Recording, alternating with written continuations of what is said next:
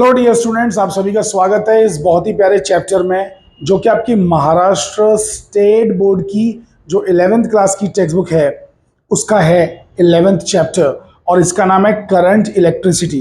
तो ये जो करंट इलेक्ट्रिसिटी चैप्टर है इसका जो थ्योरी का वन शॉट है ये बना के हमने ऑलरेडी यूट्यूब पर अपलोड कर दिया है। तो इसकी एक प्लेलिस्ट है, मैं आपको भी दिखा दूंगा कौन सी प्लेलिस्ट, तो वहाँ जाके प्लीज़ ये वाला लेक्चर देख लीजिए। जब आप थियोरी अच्छे से देख लेंगे तो आपको एमसीक्यूज भी अच्छे से समझ में आएंगे। तो मान लेते हैं कि आपने ऑलरेडी या तो वो देखा हुआ है या फिर आपके कॉलेज या क्लासेस में ऑलरेडी हो चुका है ये चैप्टर, तो फिर आपको दोबारा वापस से देखने की ज़रूरत नहीं है। आप लोग अभी डायरेक्टली एमसीक्यूज यहाँ पर जो मैं करवाने वाला हूँ इस चैप्टर के वो आप देख सकते हैं। तो आगे बढ़ने से पहले, आई एम सॉरी तबीयत थोड़ी ख़राब है, आगे बढ़ने से पहले मैं बेसिकली आपको बेसिक जानकारी दे दूँ। वो ये है कि महाराष्ट्र स्टेट बोर्ड की फिजिक्स की पढ़ाई करने के लिए हमारा चैनल खास करके बनाया गया है। So professor of science channel में स्पेसिफिकली महाराष्ट्र स्टेट बोर्ड से रिलेटेड जो भी चीज़ें हैं फिजिक्स से रिलेटेड वो आपको यहाँ पे बताई जाएंगी। हमारी एक ऐप भी है जिसका नाम है प्रोफेसर ऑफ साइंस, तो वो गूगल प्ले स्टोर पे अवेलेबल है, बिल्कुल मुफ्त में, फ्री में। तो उसे आप लोग गूगल प्ले स्टोर से डाउनलोड कर लीजिए। उस पर कुछ पेड बैचेस भी हैं जिसमें पैसा लगता है और कुछ फ्री चीज़ें भी हैं। तो वहाँ से आपको काफ़ी सारा फ्री मटेरियल भी मिल जाएगा जो कि धीरे धीरे हम लोग अपलोड करते जा रहे हैं। जैसे जैसे वक्त मिलता है हम लोग उसमें स्टडी मटेरियल अपलोड करते चले जाते हैं। तो वो आप लोग फ्री कंटेंट का जो फोल्डर है वहाँ जाके क्लिक करके आप लोग देख सकते हैं। तो मोबाइल पे अपने ये वाली जो ऐप है डाउनलोड करके रख लीजिए, बिकॉज जो जो नोटिसेज आएंगे फ्यूचर के कि हम कौन कौन सा बैच लॉन्च कर रहे हैं, कौन सा फ्री है, कौन सा पेड है, वो सारी बातें ऐप के ऊपर आपको मालूम पड़ जाएंगी। जब आप YouTube पर आते हैं और आप फिजिक्स पढ़ना चाहते हैं महाराष्ट्र स्टेट बोर्ड के लिए खास करके, तो हमारा चैनल प्रोफेसर ऑफ साइंस याद रखिए। YouTube पे आने के बाद सर्च बार में टाइप कीजिए प्रोफेसर ऑफ साइंस। जैसे आप टाइप करेंगे, सर्च करेंगे, तो आपको ये ब्लैक कलर का लोगो दिखाई देगा जो कि हमारे चैनल का लोगो है, और इसके बाजू में प्रोफेसर ऑफ साइंस ऑफकोर्स लिखा रहेगा। जैसे आप इस पर क्लिक करेंगे तो ये वाला पेज खुल जाएगा। यहाँ पे आने के बाद अगर आप नोटिसेस चेक करना चाहते हैं कि नया क्या होने वाला है, क्या कोई लाइव सेशन सर लेने वाले हैं, तो उसके लिए आपको कम्युनिटी पे क्लिक करना चाहिए। तो ये जो कम्युनिटी का टैब है, इस कम्युनिटी के टैब पे आपको यहाँ पर आने वाले जितने भी सेशंस हैं वो आपको देखने मिलेंगे। तो जैसे फॉर एग्जांपल ये सेशन आज सुबह को ही मैंने लिया है, ठीक है, तो आपको ये देखने मिल जाए, मतलब ये भी आप देख सकते हैं, रिकॉर्डेड फॉर्म में है ये। वैसे मैंने लिया था लाइव सेशन सुबह सुबह, ठीक है। तो लाइव सेशन ये ऑलरेडी 3 घंटे का हो चुका है, तो इसको आप लोग देख लेना। वैसे ही और क्या क्या चीज़ें होने वाली हैं, क्या नहीं हो रही है, मतलब सारी चीज़ें फिजिक्स से रिलेटेड जो होने वाली हैं वो सब मैं यहाँ पर बता देता हूँ अपने चैनल पे मैं क्या करने वाला हूँ। तो ऐसे करके मैराथन सेशंस काफ़ी सारे मैंने लिए हुए हैं, तो वो सब यहाँ पे आपको देखने मिल जाएंगे। कम्युनिटी पोस्ट में जाके देखना होता है। अच्छा, अब आ जाते हैं प्ले लिस्ट पे। सबसे इंपॉर्टेंट चीज़ है प्ले लिस्ट। तो जो प्ले लिस्ट है यहाँ पर आपको मिल जाएगा एक बड़ा खजाना। तो यहाँ पर है ब्रह्मास्त्र फिजिक्स का सीईटी का बैच, जिसमें काफ़ी सारे वीडियोस 11th से रिलेटेड और 12th से रिलेटेड अपलोड किए जा चुके हैं ऑलरेडी। तो ये वाली प्लेलिस्ट आप लोग देख लेना, तो आप लोग को एंट्रेंस एग्जाम में काफ़ी मदद मिलेगी। जो बच्चे सीईटी देना चाहते हैं 2024 में, 2025 में, उनके तो काम आएगा ही। जो बच्चे नीट जेईई देना चाहते हैं उनके लिए भी एकदम बेसिक्स का काम करेगा। तो जो जेईई के और नीट के थोड़े से मीडियम और लो लेवल के क्वेश्चन होते हैं, मीडियम और लो लेवल के, वो क्वेश्चन सीईटी में आते हैं एग्जाम्स में। तो सीईटी आपको यहाँ से देखने को मिल जाएगा। तो सीईटी अब यहाँ से लर्न कर लीजिए। ये लेक्चर्स के स्टार्टिंग में मैंने सारे फॉर्मूला एंड ऑल सारी चीज़ें डिस्कस की हैं। ओके, इसका फॉर्मूला शीट और ये सारी चीज़ें एप्लीकेशन के ऊपर अपलोड हो चुकी हैं, पीडीएफ भी एप्लीकेशन के ऊपर अपलोड हो चुका है। यहाँ पर जो लोग 11th से 12th में जा रहे हैं उन लोगों के लिए एक जानकारी कि आपके कॉलेज में जो प्रैक्टिकल्स करवाया जाता है, जिसको आप लोग बहुत सारे लोग अटेंड करते भी नहीं हो, जाते भी नहीं हो कॉलेज, तो वो लोग यहाँ से पूरा प्रैक्टिकल देख के सीख सकते हैं। इन 2 प्लेलिस्ट के अंदर प्रैक्टिकल्स कैसे करना है कॉलेज के अंदर ये मैंने बताया, बल्कि मैंने एक एक एक्सपेरिमेंट परफॉर्म करके दिखाया। कॉलेज के अंदर जाके मैंने खुद अपने हाथ से अपैरेटस सेटअप करके, और फिर कैसे तार जोड़ना है, कैसे कौन सी चीज़ करना है, कैसे ट्यूनिंग फॉर्क को हिट करना है, ये सारी चीज़ें बताई हैं इन 2 प्लेलिस्ट के अंदर। तो आप यहाँ पे देख सकते हैं, बहुत कुछ डिटेल में है। बाकी सबसे गोल्डन जो प्लेलिस्ट हैं आपके 11th और 12th वाले बच्चों के लिए वो है ये दोनों।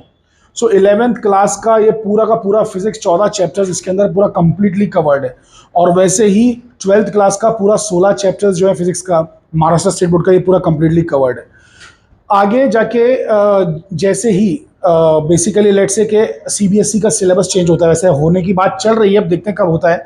तो जैसे सीबीएसई का सिलेबस चेंज होगा तो नया जो सिलेबस आएगा सीबीएसई बेस्ड, वो कंप्लीटली पूरा डिटेल में मैं कवर करने वाला हूं इसी चैनल पे। तो इस चैनल को सब्सक्राइब करके रख लीजिए, नोटिफिकेशन जो है उसको भी प्रेस कर दीजिए ताकि आपको नोटिफिकेशन मिल जाए जैसे मैं अपलोड करना स्टार्ट करूं। तो मैं बहुत ही डिटेल में सीबीएसई के लेक्चर्स रिकॉर्ड करूंगा, क्योंकि इवेंचुअली होने वाला यही है कि दुनिया मतलब इंडिया में, सॉरी दुनिया में नहीं, पूरे इंडिया में सारे बोर्ड्स धीरे धीरे करके सीबीएसई में मर्ज हो जाएंगे, इंडिविजुअल बोर्ड्स नहीं रहा करेंगे। So one nation one board का प्लान है गवर्नमेंट का, ठीक है। तो पूरे इंडिया में एक ही बोर्ड होगा, तो वो सीबीएसई बोर्ड पे इवेंचुअली सभी को शिफ्ट करना ही पड़ेगा, बिकॉज इंडिया में जब एक ही एग्जाम ले रहे हैं, पूरे डॉक्टरी के लिए पूरा एक ही एग्जाम है, वैसे पूरे इंजीनियरिंग के लिए एक ही एग्जाम है, तो इवेंचुअली एक ही किताब भी होना चाहिए, है ना, तभी जाके सब लेवल पे चीज़ें होंगी।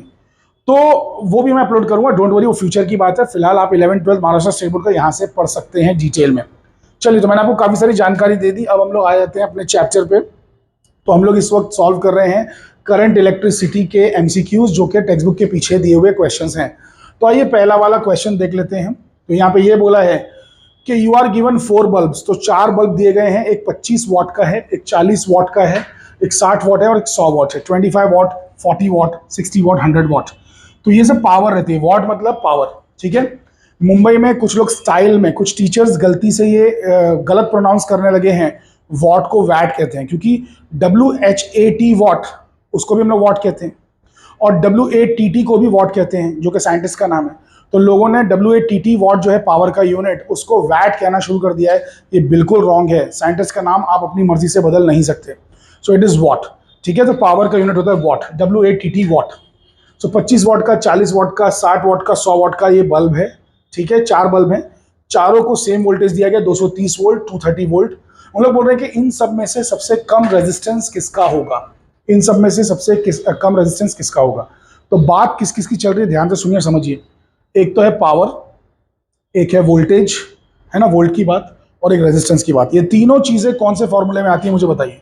सो ये तीनों चीज़ों का फॉर्मूला गारंटीड आपने देखा होगा। सो हम लोग आ गए हैं पहले एमसीक्यू पे, हम लोग एमसीक्यूज देख रहे हैं, ठीक है। सो करंट इलेक्ट्रिसिटी वाले, करंट इलेक्ट्रिसिटी, ठीक है, करंट इलेक्ट्रिसिटी का देख रहे हैं, लेसन नंबर 11, सो 11th क्लास, ओके बच्चा। अब तो यहाँ पर जो हम एमसीक्यूज देख रहे हैं, तो पहला जो एमसीक्यू है, पहला, उसमें पावर्स दिया हुआ है, वोल्टेज दिया हुआ है, रेजिस्टेंस दिया हुआ है। तो अब एक बात याद रखिए कि पावर का फॉर्मूला होता है I²R, या फिर V²/R, या फिर V × I। सो ये 3 फॉर्मूले होते हैं पावर के, ठीक है। इलेक्ट्रिकल पावर के 3 फॉर्मूले ये हैं, electrical power. So now listen very carefully, इन तीनों में से कौन सा फॉर्मूला बेस्ट है। तो हमारे लिए जो बेस्ट फॉर्मूला है यहाँ पर इस्तेमाल करने के लिए वो है पावर इज V²/R, क्योंकि ये तीनों की बात की गई है। क्वेश्चन में देखिए ना ध्यान से, क्वेश्चन में क्या बोला है बेटा, पावर बोला है, वोल्टेज बोला है और रेजिस्टेंस बोला है। तो ये वाला फॉर्मूला हमारे लिए बेस्ट है। अब voltage as voltage given to all bulbs, सारे बल्ब्स को दिया गया voltage is same, so hence V = constant. तो वोल्टेज हो गया कांस्टेंट। अरे भैया, चारों के चारों बल्ब को सेम वोल्टेज दिया गया, तो वोल्टेज कांस्टेंट हो गया।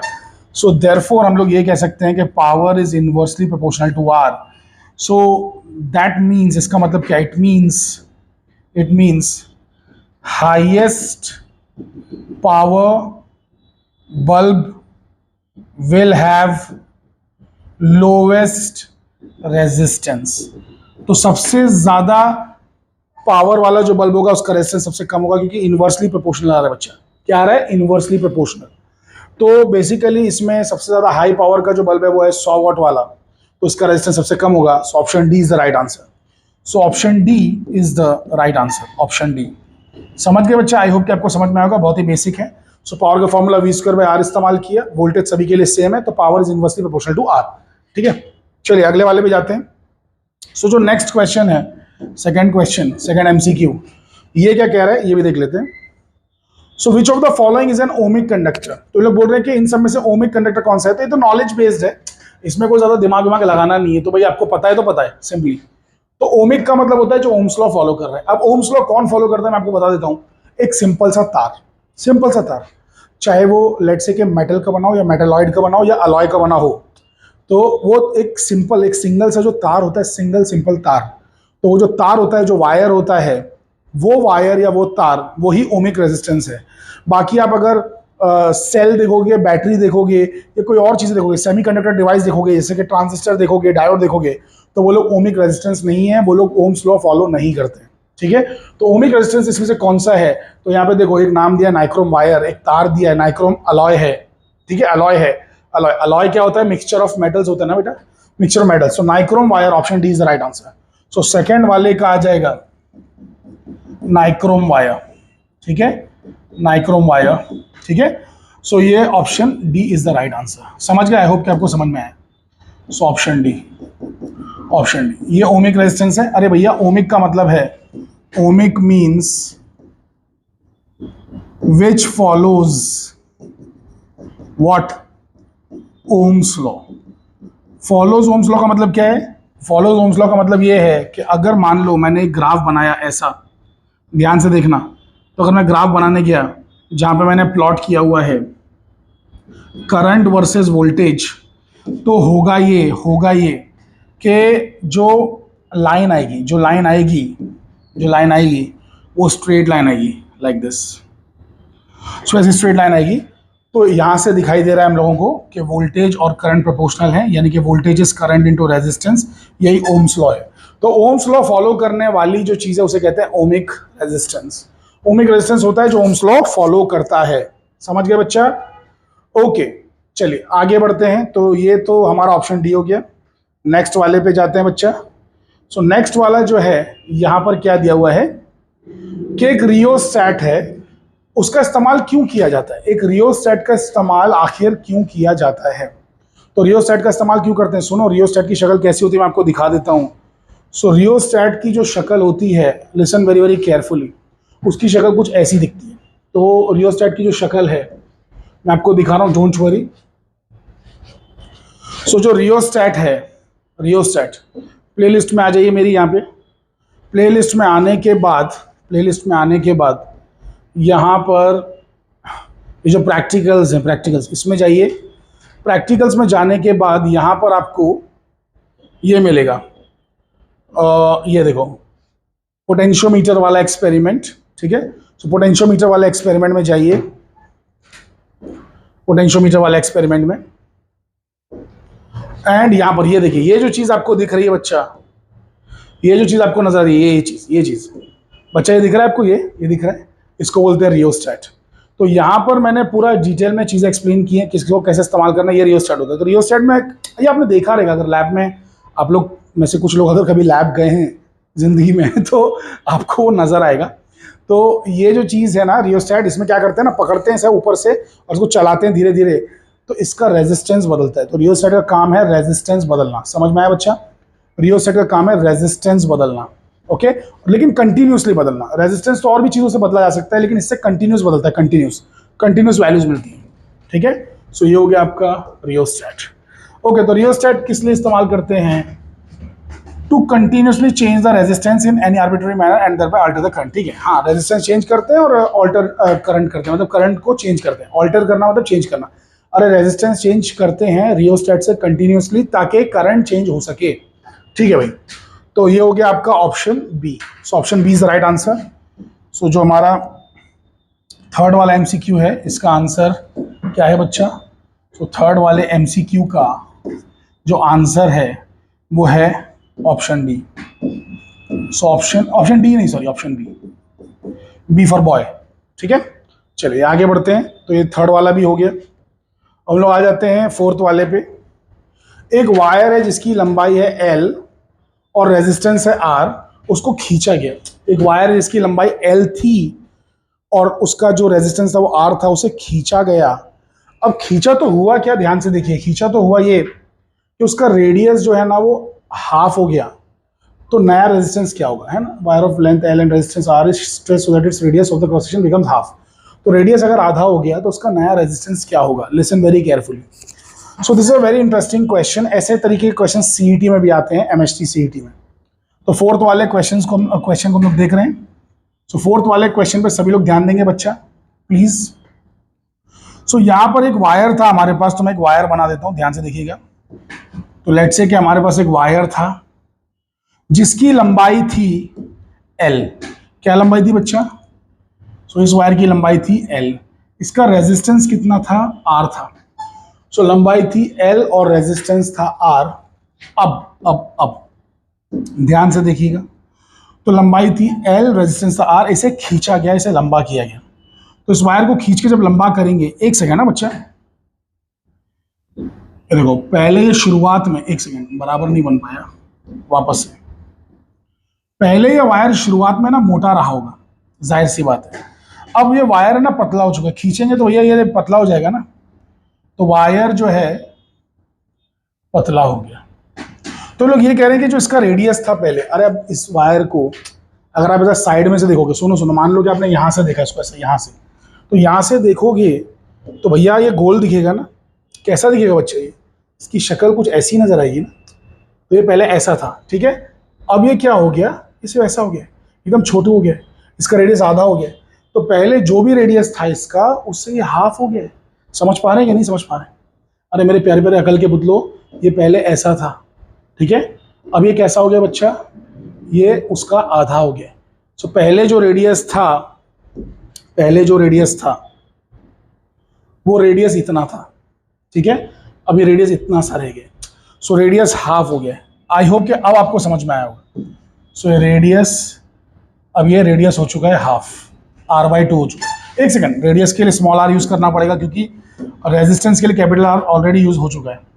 So this has become r/2। I hope कि आपके भेजे में बातें घुसी हैं, बहुत सिंपल सी बात है। तो अब लोग बोल रहे हैं कि नया रेजिस्टेंस क्या है, तो नया रेजिस्टेंस यानी कि r' क्या है, ठीक है, r' क्या है।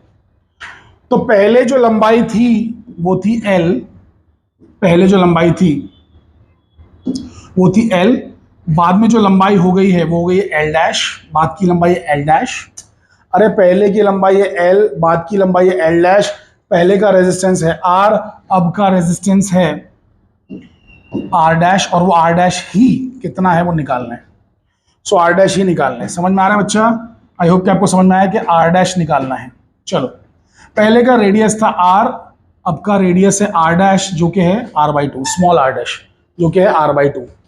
चलिए, तो अब हम लोग निकाल लेते हैं। कैसे निकालेंगे, सुनो, अकल से सोचो कि भले से एक पहले छोटू और मोटू वायर था, अब लंबू और पतलू वायर है, लेकिन इसका एक चीज है जो चेंज नहीं हुआ होगा।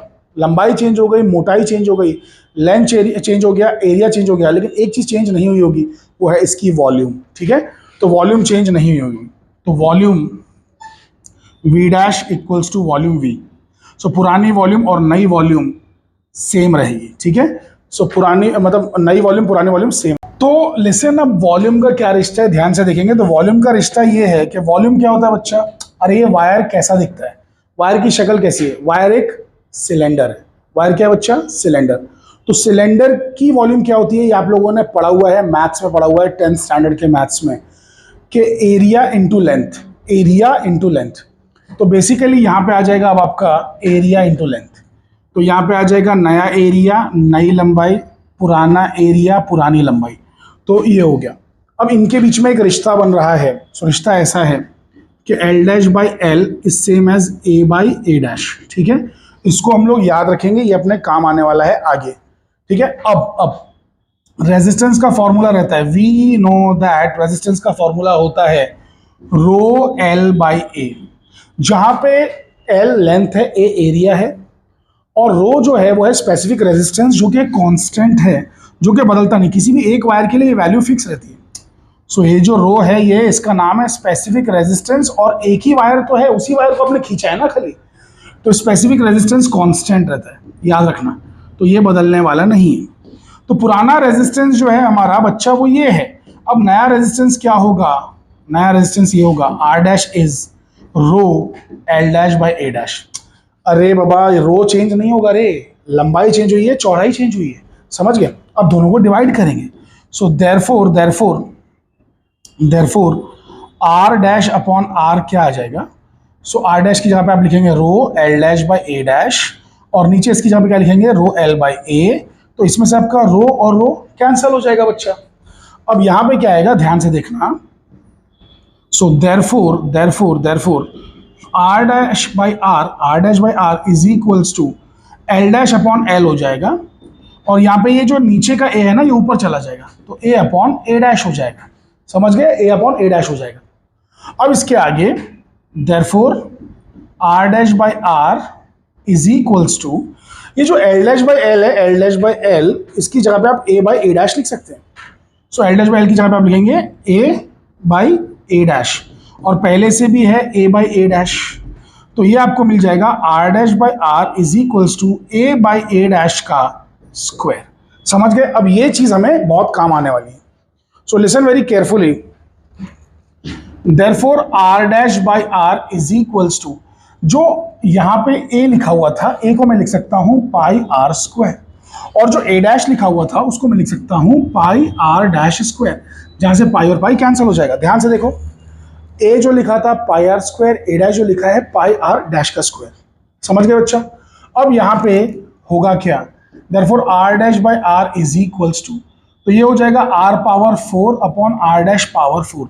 एक सेकंड, पावर 4 बाद में करते हैं, और भी आसान तरीका है, r को r ही रहने दो, लेकिन r डैश को आप क्या करो मालूम है, एक सेकंड ना, रुको, ये r स्क्वायर का स्क्वायर है, ये r डैश का भी स्क्वायर है, तो r और r डैश को अकेला छोड़ दो यार, स्क्वायर स्क्वायर को बाहर निकाल लो, पावर 4 हो गया। अब समझे, ये ज्यादा इजी है। So therefore r dash by r is equals to, r को r रहने दो, r डैश को लिखो r बाई 2 पावर 4। देखो ध्यान से बच्चा, सो r डैश जो है, नया r डैश जो है वो क्या है, r बाई 2 है, तो यहां से r और r फिर से कैंसिल कर दो, ये जो 2 है ये ऊपर चला जाएगा, ये जो 2 है ये ऊपर चला जाएगा। सो देयरफॉर बन जाएगा r dash by r is equals to 2 to the power 4, और 2 टू दी पावर 4 का मतलब है 2 इंटू 2 इंटू 2 इंटू 2, तो ये आ जाएगा 16। सो r डैश बाई r की वैल्यू इतनी आ रही है ना, सो देयरफॉर r डैश की वैल्यू हो जाएगी 16 टाइम्स r, तो 16 गुना रेजिस्टेंस बढ़ गया। समझ गए बच्चा? तो रेजिस्टेंस 16 गुना बढ़ चुका है। देख लेते हैं ऑप्शन कौन सा है। सो option D is the right answer. समझ गए? 16 गुना बढ़ गया, 16 टाइम्स r। ओके बच्चा, समझ में आया? तो option what, D. I hope आपको समझ में आया। नहीं समझ में आया तो आप लोग जो है रिकॉर्डेड सेशन जो रहेगा उसको वापस से देख लेना, ठीक है बच्चा, रिवाइंड करके। सो ऑप्शन डी ये हो गया आपका ऑप्शन डी। आगे बढ़ते हैं, नेक्स्ट क्वेश्चन पे जाते हैं, अगले सवाल पे। सो अगला सवाल क्या है, ध्यान देंगे। सो masses of three pieces of wire made of the same metal are in the ratio 1:3:5। सो सुनो, सेम मेटल है, सेम मेटल मतलब धातु, सेम धातु के 3 टुकड़े हैं, सेम मेटल के 3 टुकड़े हैं। वो 3 टुकड़ों का जो मास है वो 1:3:5 रेशियो में है, और जो लेंथ है उसका रेशियो 5:3:1 है। रेशियो ऑफ द रेजिस्टेंस क्या है, ये सवाल पूछा गया, रेशियो ऑफ द रेजिस्टेंस। सो ध्यान से देखेंगे, तो जो मासेज हैं उसका रेशियो दिया है M1:M2:M3 का जो रेशियो है वो दिया हुआ है 1:3:5। समझ गए? और जो रेजिस्टेंसेज हैं, रेजिस्टेंसेज उनका रेशियो दिया गया है, रेजिस्टेंसेज का रेशियो R1 R2 R3 का जो रेशियो है वो कितना है बच्चा, वो दिया है 5:3:1। सो 5:3:1, 5:3:1। समझ गए बच्चा? 5:3:1। अब ये लोग पूछ क्या रहे हैं, पूछ ये रहे हैं शिट, लेंथ का रेशियो है 5:3:1। सो लेंथ का रेशियो, किसका रेशियो बच्चा, लेंथ का रेशियो। सो लेंथ का रेशियो है 5:3:1। पूछ रहे हैं कि रेजिस्टेंस का रेशियो क्या है। सो R1:R2:R3 इज व्हाट। सो ये सवाल है कि R1 R2 R3 क्या चीज है, R1 R2 R3 का रेशियो क्या चीज है। समझ गए बच्चा? सो now listen very very carefully, बहुत ही ध्यान से देखेंगे आप और समझेंगे। सो R1:R2:R3 का जो रेशियो है, लेट्स ट्राई टू अंडरस्टैंड। सो वो ये है कि रेजिस्टेंस होता है रो L अपॉन A। ये बात सभी लोग जानते हैं। अरे भैया रेजिस्टेंस क्या होता है, रो L अपॉन A। अरे यही होता है ना बच्चा, रो L बाई A। तो अब मैं ऐसे सॉल्व करना स्टार्ट कर रहा हूँ। So we know that resistance is rho L by A। अब क्या करो, अब मालूम है कि लेंथ एक और ऊपर मल्टीप्लाई कर दो तो लेंथ का स्क्वायर हो जाएगा, लेकिन ऊपर एक लेंथ मल्टीप्लाई किया तो नीचे भी मल्टीप्लाई करना पड़ेगा, तो एरिया इंटू लेंथ हो जाएगा, और एरिया इंटू लेंथ वॉल्यूम होता है। सो यहाँ पे आ जाएगा आपका रो L स्क्वायर बाई वॉल्यूम। ऐसा मैंने क्यों किया होगा, क्योंकि लिसन ध्यान से देखिए और समझिए कि अगर वॉल्यूम नहीं लाऊंगा तो ये मास कहाँ से लेके आऊंगा, मास कुछ तो चाहिए ना, कहीं से तो आना चाहिए। सो वॉल्यूम होता है मास अपॉन डेंसिटी। क्या होता है बेटा? Mass upon density. अरे हाँ, क्या ना, डेंसिटी को मैं ऐसा सिग्मा सिंबल से दिखा रहा हूँ। सो मास अपॉन डेंसिटी। अरे भैया, density is mass upon volume, so volume is mass upon density. ठीक है, बचपन से पढ़ते आ रहे हो डेंसिटी के बारे में। सो ये आ गया मास अपॉन डेंसिटी, समझे बच्चा? So R is equals to rho sigma, sigma ऊपर गया ना, एल स्क्वायर बाई एम, इस तरीके से आ जाएगा। अब रो और सिग्मा दोनों कांस्टेंट है, स्पेसिफिक रेजिस्टेंस भी कांस्टेंट है और डेंसिटी भी कांस्टेंट है। So as rho and sigma are constant, hence R is proportional to L square by M. समझ गए? सो अब होगा क्या, ध्यान से देखना, बहुत ही ध्यान से।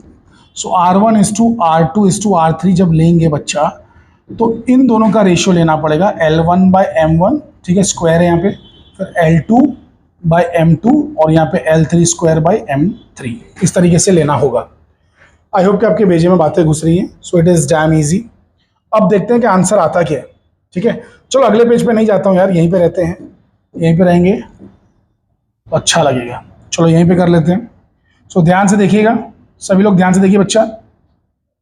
आर यू गाइस लिसनिंग और नॉट? सो यहाँ पे आ जाएगा आपका बच्चा R1 is to R2 is to R3, क्या आने वाला है ध्यान से देखो। पहला जो लेंथ है, मतलब देखो लेंथ 1, लेंथ 2, लेंथ 3, 5 3 1। सो 5 का स्क्वायर, 3 का स्क्वायर, 1 का स्क्वायर। फिर देखो M1 M2 M3, 1 3 5, क्या है 1 3 5। तो यहां पर आपको मिल रहा है 25, 3 और 3 कैंसिल हो गया, 3 और यहाँ पे 1/5, 1/5 आया ना बच्चा? हाँ क्या ना? अब आप करोगे क्या मालूम है, ये 5 को डिवाइड करना है, ये 5 को डिवाइड करना है, कैसे भी गायब करना है, इस 5 को एलिमिनेट करना है, मतलब इस 5 को हटाना है डिवाइड करके। तो ऊपर 5 मल्टीप्लाई करना पड़ेगा ना भाई, तो 5 से मल्टीप्लाई कर दो, मल्टीप्लाई बाई 5, मल्टीप्लाई बाई 5। सो आपको मिल जाएगा 125। अरे 25 इंटू 5, वैसे 3 इंटू 5 15 और 5/5 ये आ जाएगा 1। सो 125 इज टू 15 इज टू 1, यही आंसर है। सो फिफ्थ का देख लेते हैं answer, 125 is to 15 is to 1, option D is the right answer. कर लो सगळ्यांना। So option D is the right answer, option D. I hope कि सभी के मस्तिष्क में मेरी बातें प्रवेश कर चुकी हैं। ओके फाइन, चलिए आगे बढ़ते हैं अगले सवाल पे। सवाल बहुत ही प्यारे प्यारे हैं। सो सिक्स्थ जो सवाल है वो क्या कह रहा है? सिक्स्थ सवाल ये कह रहा है कि internal resistance of a cell दिया हुआ है और वो कितना है 2 वोल्ट के सेल का 0.1 ओम है। एक सेकेंड। सो गिवन में हमारे पास क्या है कि 2 वोल्ट का एक सेल है और इंटरनल रेजिस्टेंस जो है उसका, इंटरनल रेजिस्टेंस वो 0.1 ओम है। तो एक सेल का एक जो सेल होता है हमारे पास, उस सेल का जो वोल्टेज दिया होता है ना 2 वोल्ट, वो होता क्या है मालूम है? उसका इलेक्ट्रोमोटिव फोर्स होता है, ईएमएफ होता है। अब ये ईएमएफ क्या है ये मैंने थियरी लेक्चर में डिटेल में बताया हुआ है, तो प्लीज देख लेना। तो उसका जो ईएमएफ है वो 2 वोल्ट है, ठीक है, इलेक्ट्रोमोटिव फोर्स। अरे यानी कि सेल की पूरी ताकत, सेल की औकात वो है 2 वोल्ट। सेल जितना ताकत दे सकता है, सो इक्वल टू 2 वोल्ट, ये हो गया। और रेजिस्टेंस उसका, इंटरनल रेजिस्टेंस उसका, अरे एक सेल का खुद का भी रेजिस्टेंस होता है भाई, तो वो है इंटरनल रेजिस्टेंस 0.1। इसको एक बाहर का रेजिस्टेंस लगाया गया 0.9 ओम वाला, तो बाहर का रेजिस्टेंस है 0.9 ओम। सो अंदर वाले रेजिस्टेंस को आप स्मॉल आर बोलो, बाहर वाले रेजिस्टेंस को आप कैपिटल आर बोलो। अंदर वाले को स्मॉल आर, बाहर वाले को कैपिटल आर। अब ध्यान से देखेंगे, मैं एक सर्किट ड्रॉ कर रहा हूं, ध्यान से देखेंगे। तो ये दिख कैसा रहा है मैं आपको बता देता हूँ, ठीक है। तो मैं आपको दिखा रहा हूँ ये चीज कैसी दिखाई देगी।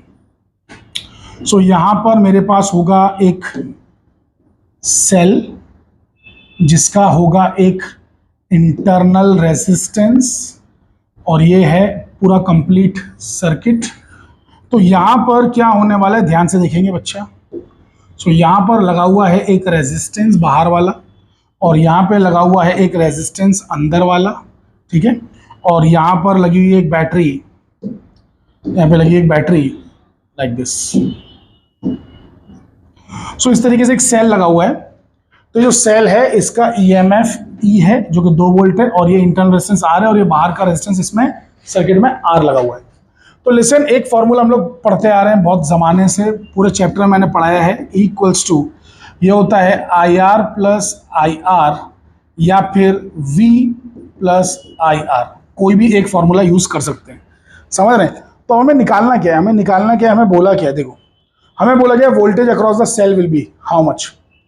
तो वोल्टेज अक्रॉस द सेल का मतलब ये होता है, वोल्टेज अक्रॉस द सेल है, वोल्टेज अक्रॉस द सेल ही पूछा है ना, यानी कि जो सेल है, ये जो सेल है ये बाहर कितना वोल्टेज देगा, मतलब अंदर तो सीन ये हुआ कि अंदर इसके पास खुद का इंटरनल रेजिस्टेंस है जो कि इसका कुछ तो वोल्टेज खा जाएगा।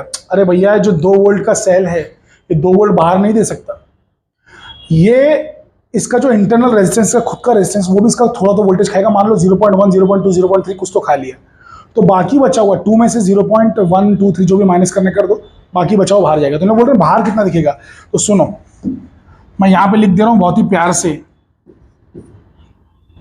टोटल वोल्टेज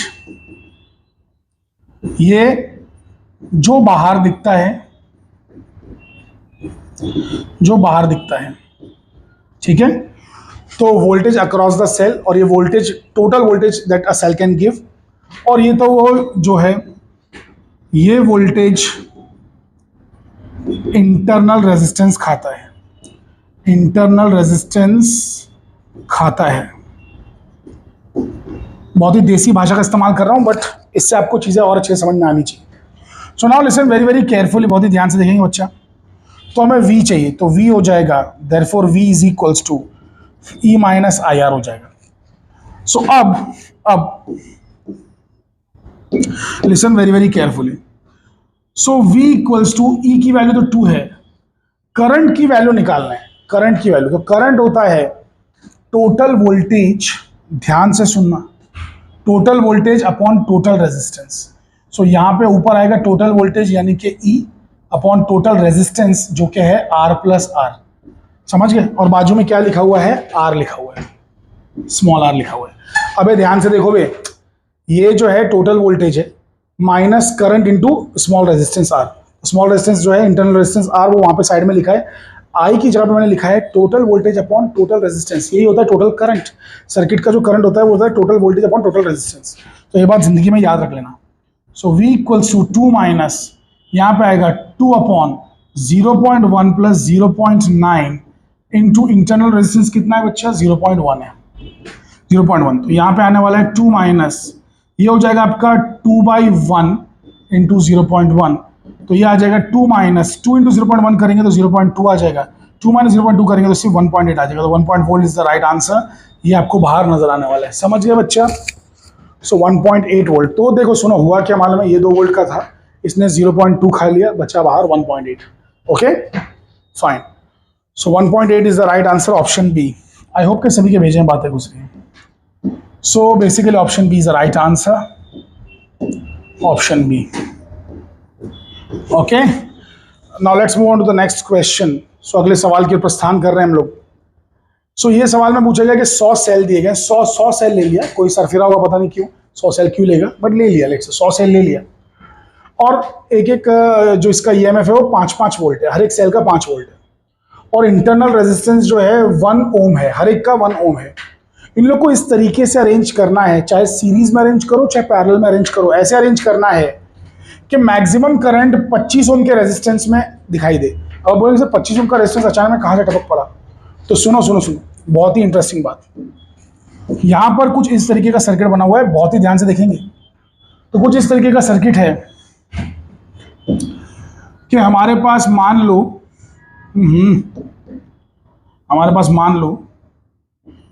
कि इस तरीके से एक सर्किट बनाया गया है, यहां पर एक एक्सटर्नल रेजिस्टेंस लगा हुआ है।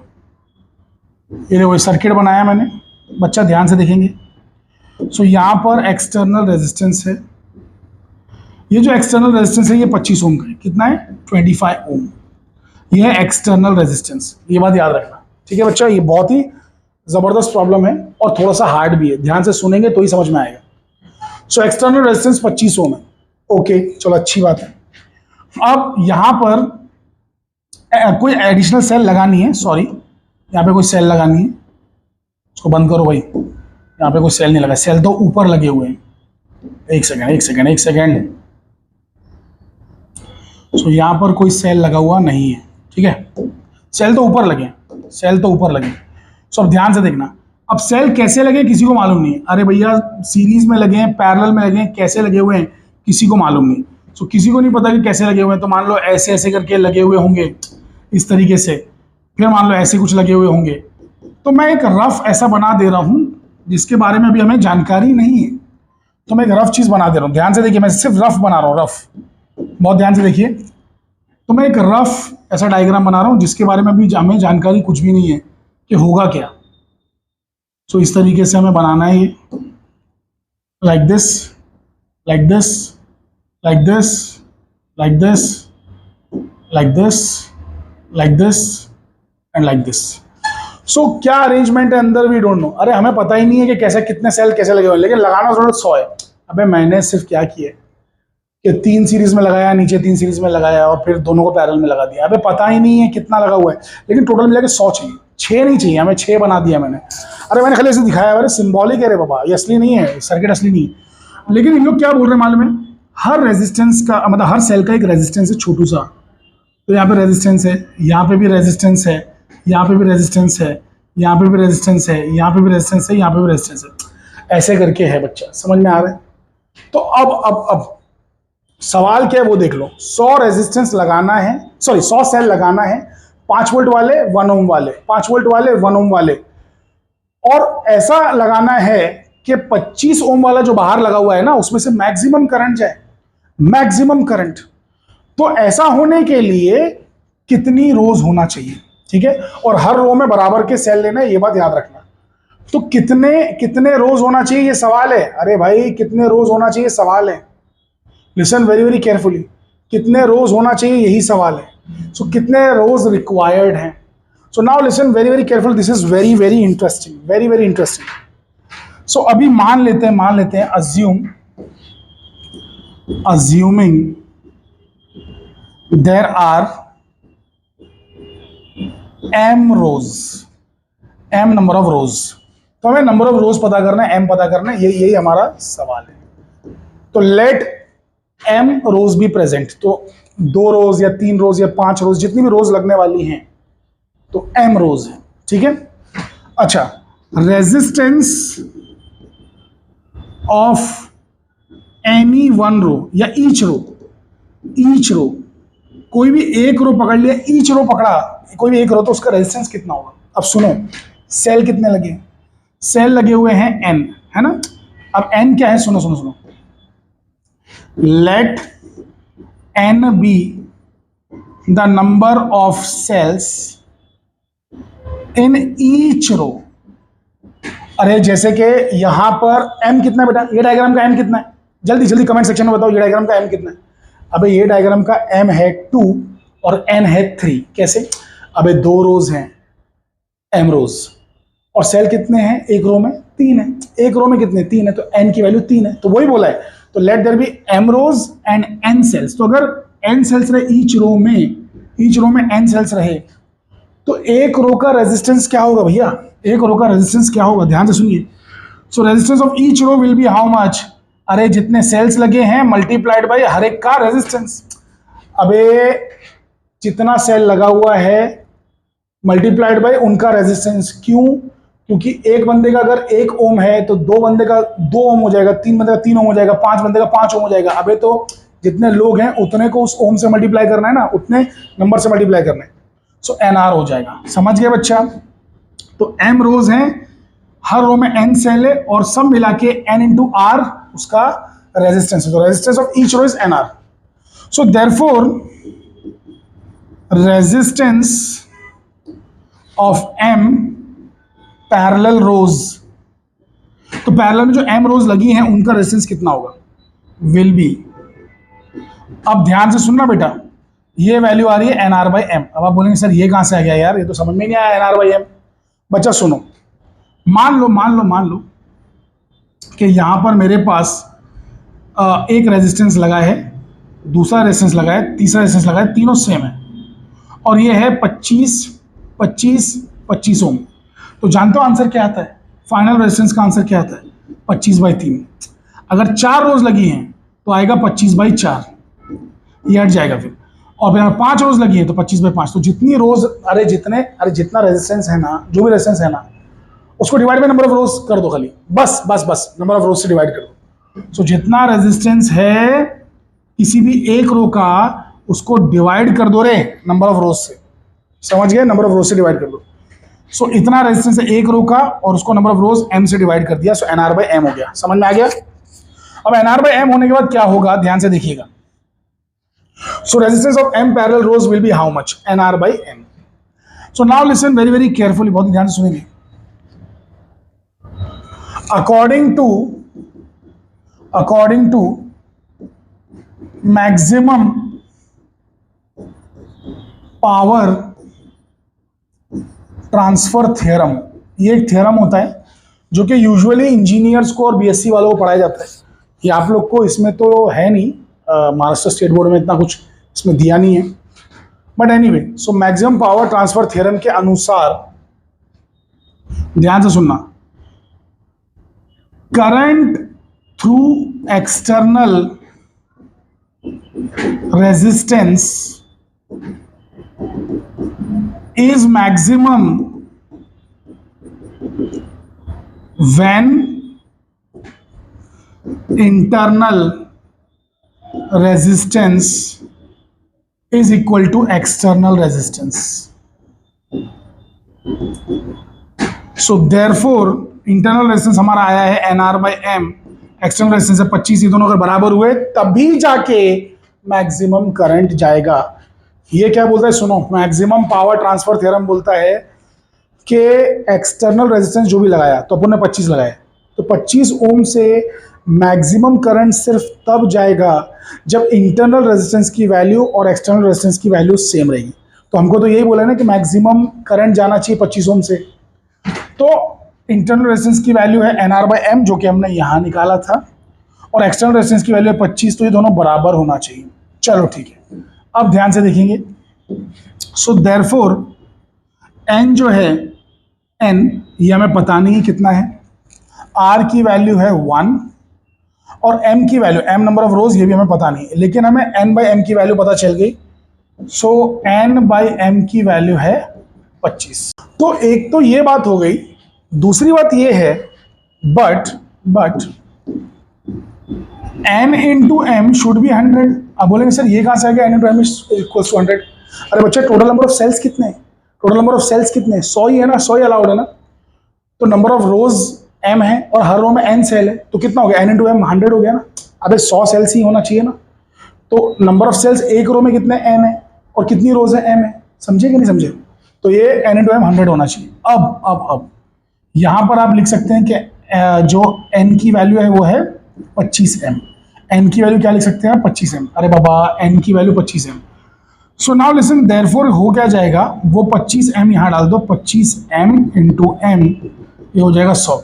अबे ये तो यहाँ से आया है बे, ये इससे आया n इक्वल टू 25m, और ये अलग चीज है, n into M is 100। So n में डाल दो 25m, तो ये आपका हो गया 25 कैंसिल करो इसके साथ तो 4 आ जाएगा। So m square equals to 4, so therefore m is equals to 2 आ गया। सो नंबर ऑफ रोज 2 ही है। सो नंबर ऑफ रोज 2 ही है, इसका मतलब क्या होगा मालूम है? फाइनल डायग्राम कैसा होगा, ध्यान से सुनना और समझना। तो फाइनल डायग्राम ऐसा होगा कि यहाँ पर, बहुत ध्यान से सुनना, यहाँ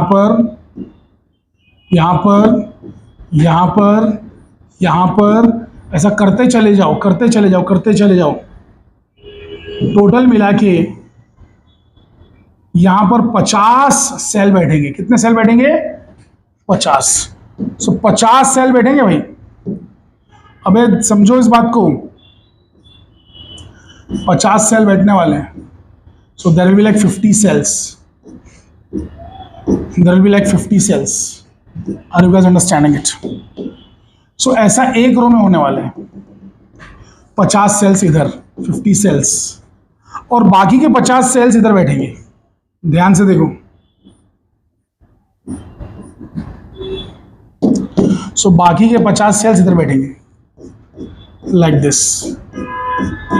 सो ये इसका एक्चुअल मतलब है।